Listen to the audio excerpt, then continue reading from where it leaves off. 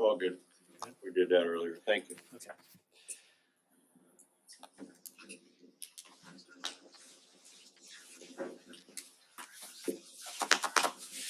You guys don't leave me a lot of room here. Everybody set? Okay, thank you. Well, first I'd like to express my appreciation to Karen McDonald, our prosecutor, for the charges that she just announced, which I'm sure you were at her press conference. I agree with the charges that have been levied. I agree with holding this individual wholly and completely responsible for the deplorable, tragic event that occurred by choice. And so we appreciate her stepping up quickly and charging this individual as an adult, which I have said from the beginning of this, I believe is most appropriate. You also know we put out a release, sadly, the 17-year-old fourth victim passed today at McLaren Hospital shortly after 10 o'clock as our fourth decedent to die from gunshot wounds in Tuesday's senseless shooting. You already know the other three tragic victims, and thankfully we're learning more about them, and hopefully we'll honor their memory, not just with the charges, but to talk about their life and what amazing young people they were. You also know 7 other people were injured. I'm going to update you on their status. 6 students, 1 teacher, 4 remain hospitalized. 3 have now been treated and released. A 14-year-old male remains in serious condition with GSW gunshot wounds to the jaw and hand. A 17-year-old female with neck wounds. She is at a local area at McLaren Hospital. A 14-year-old female has improved, thankfully. I would say no small part to great medical care, emergency responders, fire service, and prayers. Quite frankly, the public. She's been removed from critical to stable with gunshot wounds to the left chest and neck. She's at Hurley Medical in Flint. And we have a 17-year-old female that still remains in critical condition with a gunshot wound to the chest. So still looking for prayers and support for her and her family. The following discharged was a 15-year-old male who had a wound to the left leg, a 17-year-old male who had a hip gunshot wound, he was discharged, and a 47-year-old female teacher that had suffered a gunshot wound to her left shoulder was discharged, as you already know. Again, the charges levied by the prosecutor were supportive of, including 1 count of terrorism causing death, because very clearly there were a lot of victims in that school other than the ones that were actually struck. And then in addition to that, she charged 4 counts of first-degree murder, 7 counts of assault with intent to do murder, and 12 counts of felony firearm. Our detectives right now are in the car on the way to District Court 52-3 for a swear-to the facts and allegations contained in these warrants. And after those are sworn to, we anticipate that a video arraignment from Children's Village direct to the court will occur. And we are asking and joining the prosecutor to ask the judge that this individual be transferred to the Oakland County Jail from Children's Village. So we hope that the judge rules on that as well. I'd like to update you on some of the information. This is still evolving, right? It's a crime scene. We've still got a ton of interviews to do, video to review, documents to review, search warrants that have been completed that have to be examined in terms of content and items that were seized. So sometimes things evolve. When I said last night that he had 7 rounds left, he actually had 18. 7 were in his pocket that were loose. So he had an additional rounds in an actual magazine. Excuse me. So he had a total of 18 live rounds left. We have recovered 30 spent shell casings at this point by processing the scene, meaning he fired more than 30 shots. More to the point, again, I think it highlights the fact that with this much ammunition still with him, 18 live rounds, the quick actions of the school and the lockdown, as well as the deputies getting in and going to the sound, going to the danger, save lives. That doesn't minimize the loss or the tragedy, but it's important that we continue to look for ways to prevent these, and if they ever tragically happen, how we can mitigate and reduce that tragedy. The suspect, we believe at this point now, had 3 15-round magazines. 2 were initially recovered by investigators, and after a thorough forensic examination of the crime scene, which went until 5:30 this morning, another magazine was recovered.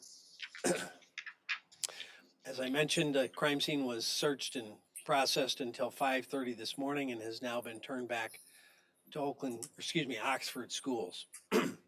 We're coordinating counseling and therapist efforts with Care House to assist all Oxford community schools. And we also have an offer for a crisis team from the FBI, and we're grateful for that assistance. I would remind and encourage anyone, whether they were there or feel traumatized by the event, it is strength to seek help, not weakness.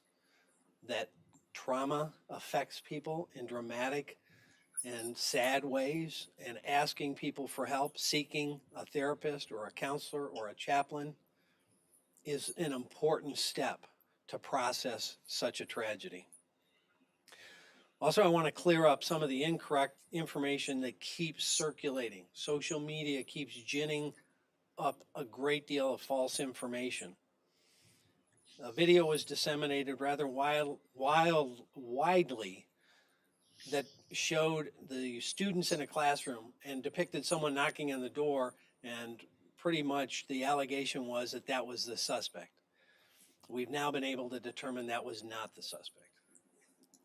Excuse me, more than likely it was one of our plainclothes detectives, and he may have been talking, bro, in a conversational manner to try to bring them down from the crisis, to say, come on, bro, let's get out of the classrooms, let's get you outside, let's get you, that kind of comment.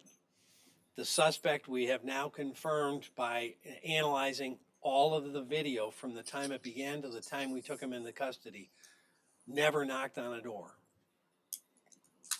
So the other thing that we are seeing, that we have heard on social media, was that, again, we were notified about this threat in advance.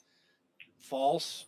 The threat that we were notified in advance was one from November 11th that actually we did investigate, and it was determined to be from Georgia, not Oakland County, and had no relationship to Oxford schools and was cleared as such.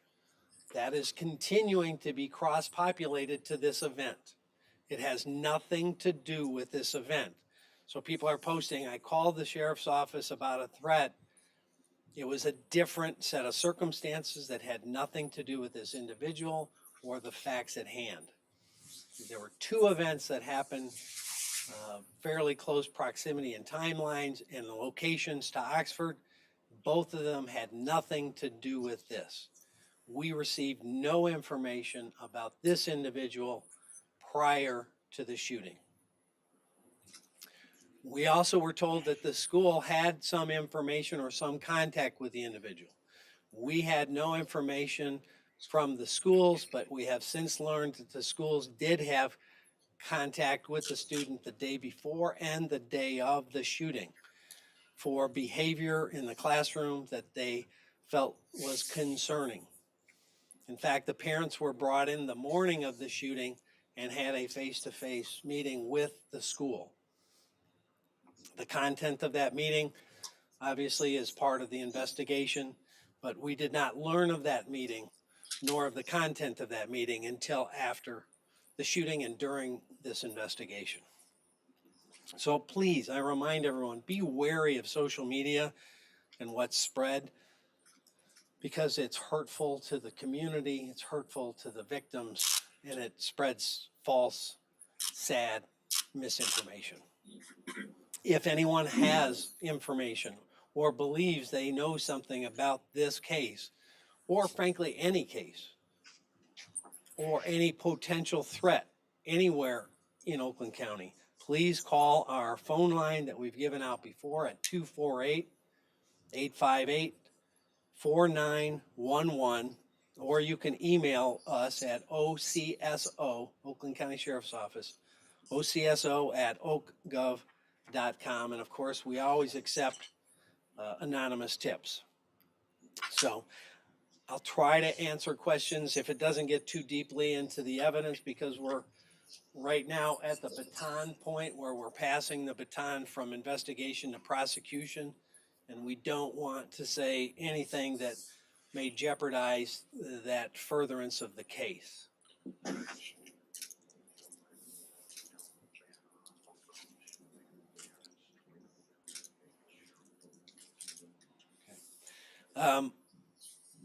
Secondly, one of the victims' families has been getting a great deal of contact from the media. They don't want to talk to the media, and they're feeling bombarded in this unbelievable moment of pain. So we would ask you to leave the family members that lost loved ones alone.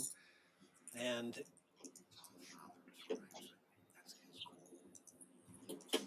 the father described it as wolves at the door, and they're dealing with the loss of a child. Let's not victimize them again, please. Sheriff, on the victim who passed today, multiple ages have been given, 17. 17. Prosecutor just said 15. 17. 100%. We verified it via driver's license. Sheriff, Sheriff, for can you clarity, confirm that the suspect was at school and then left and then came back after that? Is that true? The suspect was at school and did not leave, was brought into a meeting and then went back into the school area. Can you Was tell it us more parents- about the nature of the concerning behavior that was exhibited in the classroom? Was it a threat? Was it violent behavior? I can't get into that. Again, we're at the evidentiary handoff point, but Is that information that should have been relayed to the school liaison officer or you guys? we always prefer to err on the side of too much rather than too little. I can't really go much beyond that, but we would rather, as I said yesterday, check out 1,000 nothings and miss one real deal. Is that gonna be investigated? Is the school gonna have to potentially answer questions? Well, it's certainly part of our investigation, and that's where we learned about it. Sheriff, he was in school with the face-to-face with his parents. Was he in the meeting with them that on the day of the shooting? Yes, And the parents left, but he stayed in school. yes. You know what time in the morning that might have occurred, that face-to-face? Shortly after 10, I believe. So between 10 and almost 1 o'clock, right? The shooting was at close to 1, right? Want to make sure you know time. 12:52 or thereabouts with first call came in. Or was Also, Sheriff, dispatched. we're hearing that he went into the bathroom, he loaded the gun in the bathroom before walking off to shoot. Can you confirm that? I can tell you he came out of the bathroom with the firearm and began shooting. I can't tell you if he loaded it in there. Any updates on a motive just yet, Sheriff? No, we obviously are not communicating with the suspect, so we can't get that from him. We're working, items that we have seized, as I talked about, documents, papers, phones, evidentiary value, items to look to see if there's something that would lead to us understanding what motivated him. But I will say again, there is nothing that he could have faced that would warrant senseless, absolutely brutal violence on other kids. And I have also asked the school if they had any records of him being bullied, and the coordinator of anti-bullying programs had no information that he'd been bullied by anyone. The prosecutor talked about premeditation in her estimation, but was not able to clarify whether it was premeditation of certain victims. Did he go there with the intent to just kill and these people were randomly targeted, or is there any indication they were specifically targeted? We have no indication that these students were specifically targeted. And based on what I've seen, I don't think that's the case. In meeting with the student, was there any discipline that was discussed that you know of, or just discipline that was decided in that meeting? I really don't want to get into the specifics of that meeting because now it's part of the investigation, but I wanted to be transparent that we learned that a meeting had occurred and we did not know about that until after the shooting. Sheriff, was he ever expelled from school? No. Prior to those two meetings, there was no contact and nothing in his file by either concerning behavior or discipline. In the And I want you to- investigation, how have the interactions been with the parents so far With the parents of the child? of the suspect? Yeah, well, they've apparently hired an attorney, so we're not talking to the child or the parents.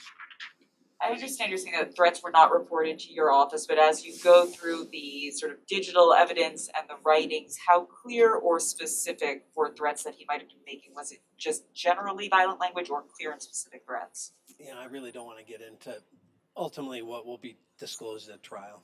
You address the And what we rumors recover in terms of documented evidence. in debunking social media misinformation. Can you address some of the rumors about a countdown being displayed on one of the social media accounts, something that was ticking down of the day? That's the first I've heard of it right now. So again, there's so much out on social media that we've spent a lot of time investigating and finding there was nothing to it and debunking, and it's causing us a great deal of resources, and it's causing the victims more harm and more hurt.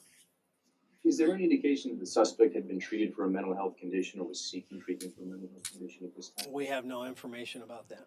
Sheriff, what was his proximity to the victims? Was he within, if your kid's walking down the hall, Very close, very close as opposed to down the Very hallway close. running, right? very close.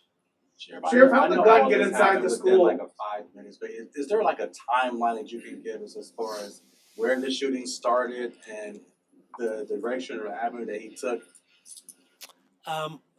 Again, I don't want to get too awfully specific into the actual elements. He came out of the bathroom, began shooting, moved through hallways and back through hallways, and was apprehended in the hallway. Never went into a room. He was in the hallway the whole time.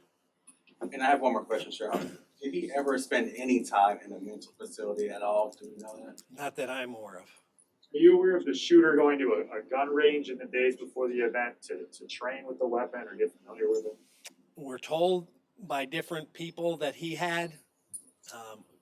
There's some social media posts that allege that. We have not had the ability to verify at this point if there was a range or if that happened. And that's, again, I mean, understand the scope of this. The school has almost 1,800 students. And so everybody that was in school that day, we have to contact to see if they saw, heard, or knew anything. And we have to review every bit of video footage from all of the cameras in that building, which there is an extensive camera system, thanks to the proactive work of Oxford Schools. And I'll also say on the proactive side, we've worked with Oxford Schools, our liaison taught them in Alice. That saved lives. And after going through the scene last night and seeing it in a very non-rushed fashion, those practices were used and they saved lives. Desks were upturned, doors were barricaded, doors were actually hit by gunfire, and so were barricades. But the doors were safe. So that behavior, that training, and those protocols saved lives. When was the last time there was training at that school? Was it for teachers or? I believe it was just prior to COVID, maybe 218. Sheriff, you've talked at length last night, today, about the training of 219, 218, somewhere in there. forgive me, you've talked at length last night today about the training of your team, of the kids going through drills, with no mention about gun legislation, maybe trying to do things upstream to prevent these types of occurrences. The prosecutor talked about it half hour ago. Do you have anything you want to share in your view in regard to whether that? Yeah, I mean, I think I have the feeling a lot of law enforcement has. We have a whole lot of gun laws that are meant to hold criminals accountable when they commit a crime, when they use a gun, when they carry a gun illegally, and they're not utilized today. And that's one of our constant concerns around the country. I'm head of government affairs for Major County Sheriffs of America, and we see this across the nation. We catch somebody illegally with a gun, and it's pled down to a misdemeanor, and they're out. We've had people, that have been charged with gun crimes 3 and 4 times.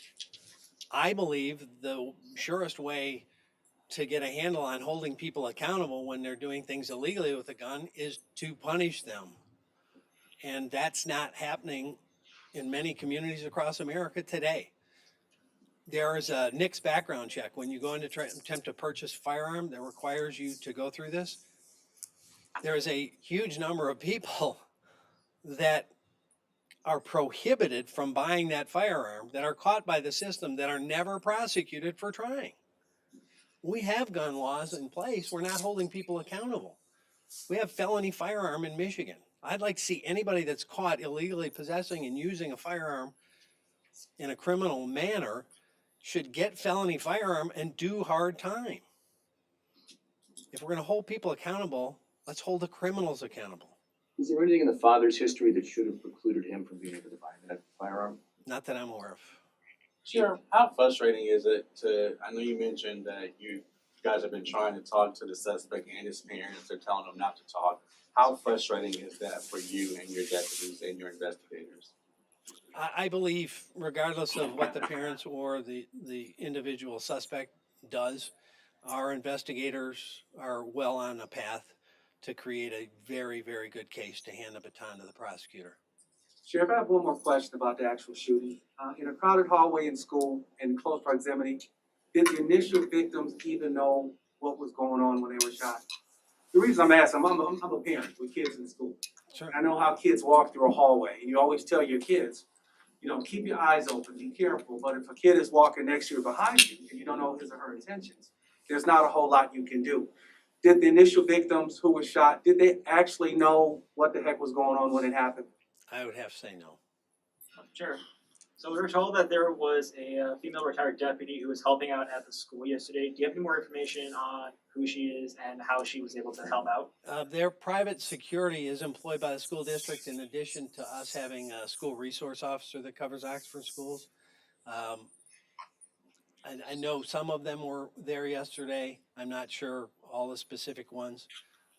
So we really don't want to get into identifying personnel at this point, but there were private security people employed by the school, and I know at least one or two were there yesterday. Sheriff, the prosecutor said, she said it's being considered or looked into, but from where you sit with the evidence you found, do you see any potential criminal negligence on behalf of the parents?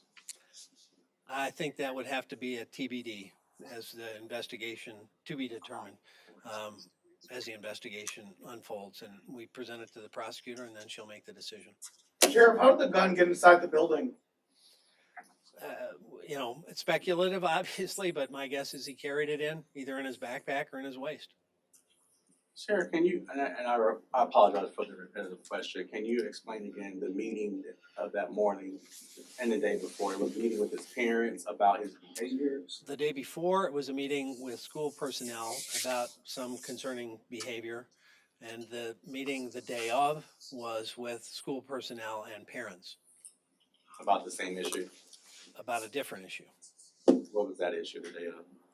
I really can't go into the specific issues on either day, but two different meetings happened. Can you give us any insight into his mental state? There was, obviously, he's on suicide watch. If he's moved to the county jail, will that be continued, or are there concerns about him? Well, typically, anytime we have somebody with a active participating role in a tragedy such as this, they're put on suicide watch just to ensure that nothing happens. So that's kind of SOP, standard operating procedure, and absolutely, if he gets transferred to the Oakland County Jail, that will happen.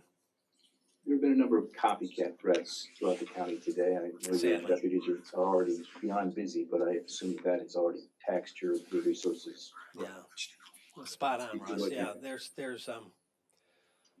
it's some weird anomaly. Every time something like this happens in the country, there's a whole bunch of copycat threats and texts and pictures, and it really burdens law enforcement all across the nation. We're actually in schools today investigating what we think are part of that incredibly disturbing trend.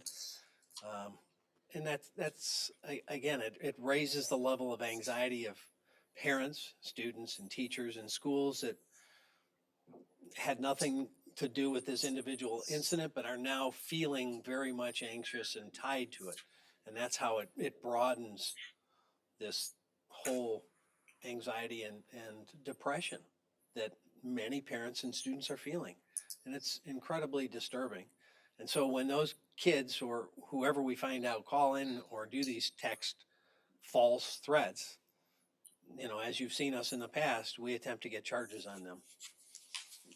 Even if it's not a credible threat, the mere threat is a crime. And if you make a threat, we're gonna seek charges.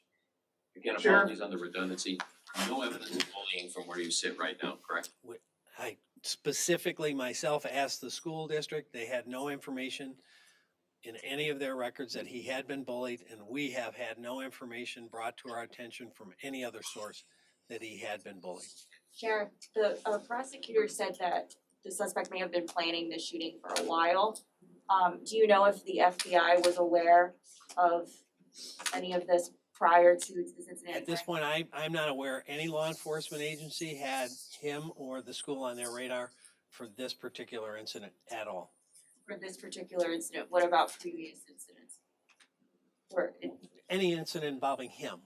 He wasn't on any law enforcement radar that I'm aware of, certainly not ours. We had no communication about him or about anything that was pending, and I haven't heard from any law enforcement agency that they did. Was the suspect a gamer? Did he have any video games? Apparently, he was interested in games. I can't really comment on what those were at this point. That obviously is something that will be looked at as well. Sheriff, is the belief that he took the gun illegally or was given the gun illegally? That part of the investigation. In any event, he had the gun illegally, took the gun illegally into the school, and used the gun in an illegal and murderous fashion. So we've got a whole bunch of charges already, regardless of how he came into possession of them. Any clarity you can give on his familiarity with weapons, perhaps gun range use, et cetera, in terms of his background and familiarity with guns?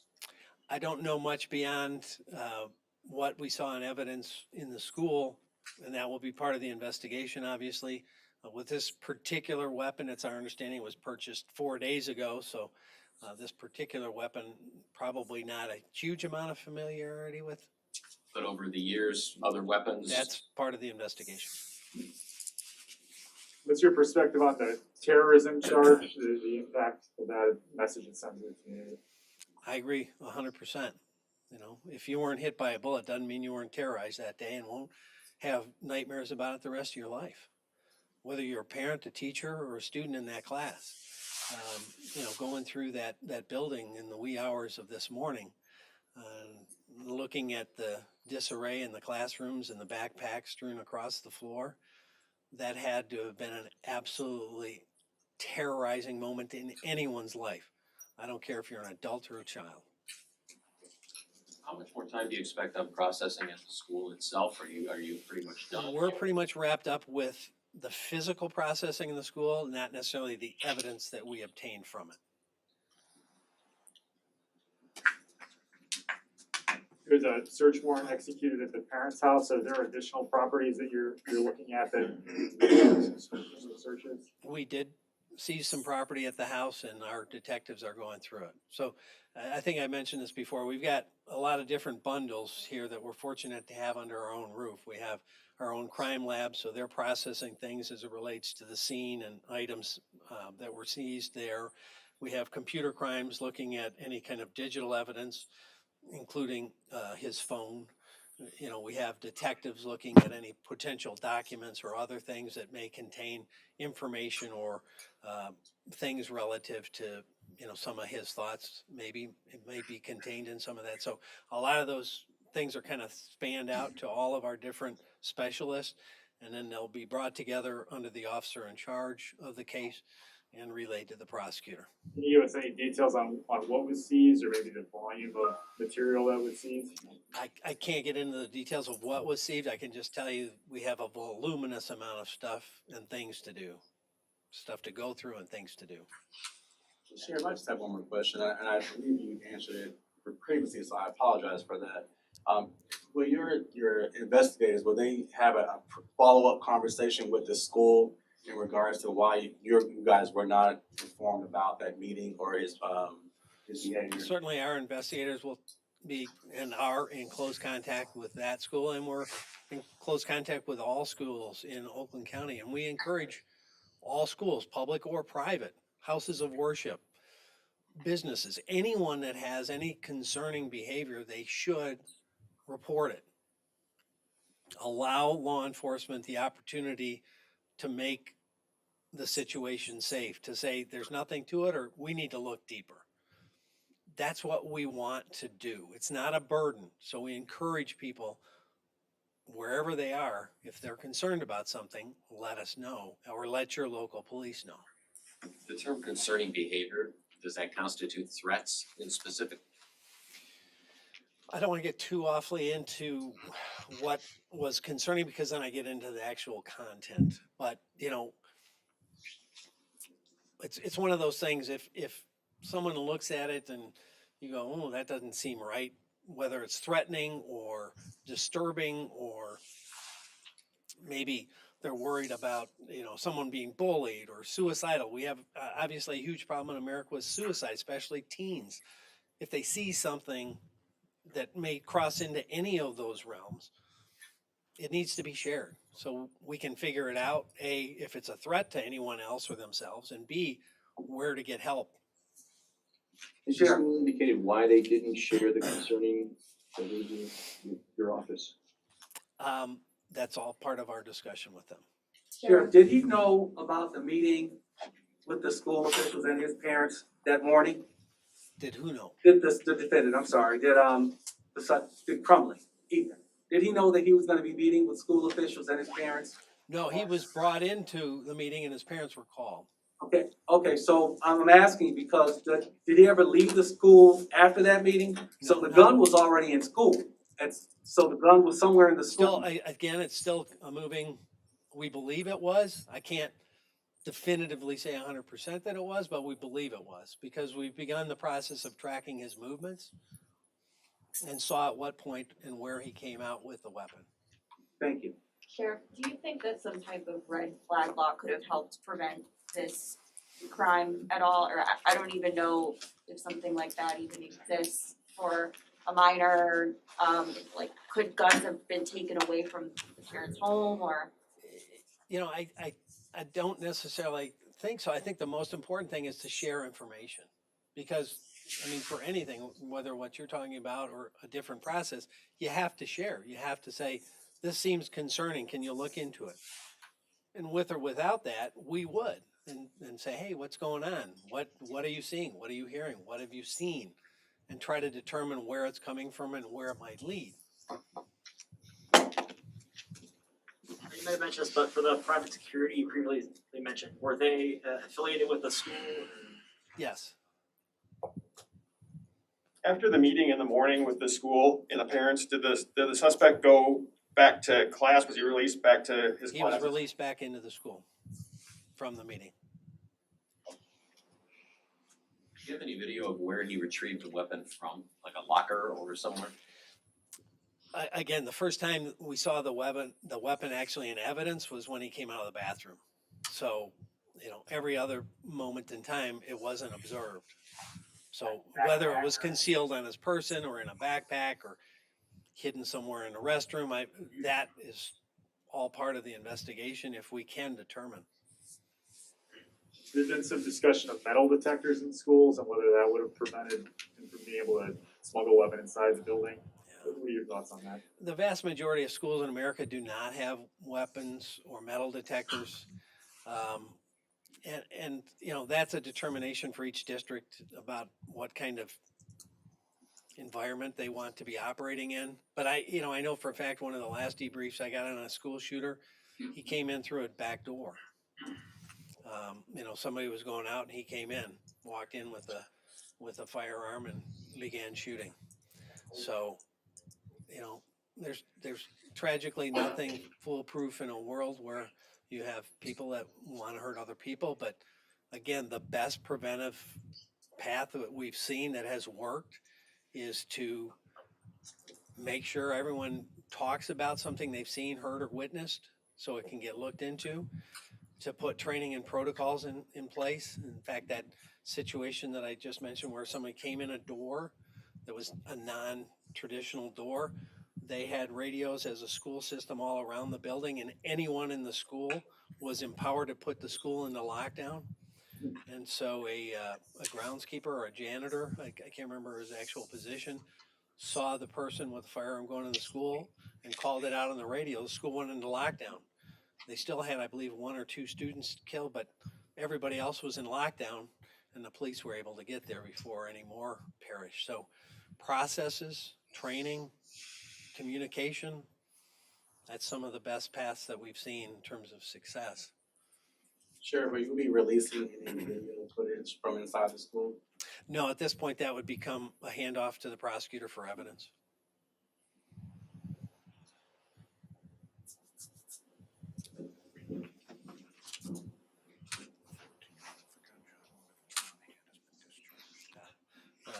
Recent update, the 14-year-old with the gunshot wound to the hand and jaw has been discharged. Any update on the young girl described yesterday on a ventilator after a chest wound and surgery? I think she's still, Off the ventilator. she's off the ventilator, but she's still critical. Yeah. Thank you. Did you mention a time for the arraignment? It's probably happening almost as we speak. It's gonna be a video arraignment, so the detective's driving in person to the district court where he's gonna swear to the warrant. Then they're gonna connect via video and arraign the suspect to that court. Just so we're straight, can you relay the names of the folks that are still hospitalized in critical condition? No, we're not naming the victims that are hospitalized. I mean, even the ones that are deceased, were sad to hear that they've been negatively impacted. You know, we had hoped that it'd be uplifting and supportive rather than focusing attention that they don't want. At any point in the video, did anybody try to disarm him, or were people just running from him? I don't, nothing I saw tells me that, and I'm not sure that we have any information on that front that has come to me. So the part I saw, there was no attempt. But obviously, when you've got somebody very close firing a weapon, that's not almost anybody's natural response to go towards it, other than police and military, and that's with extensive training.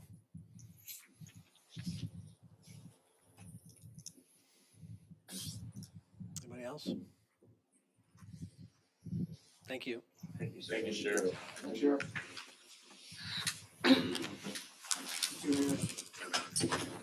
Yeah, I forgot my phone at the last stop.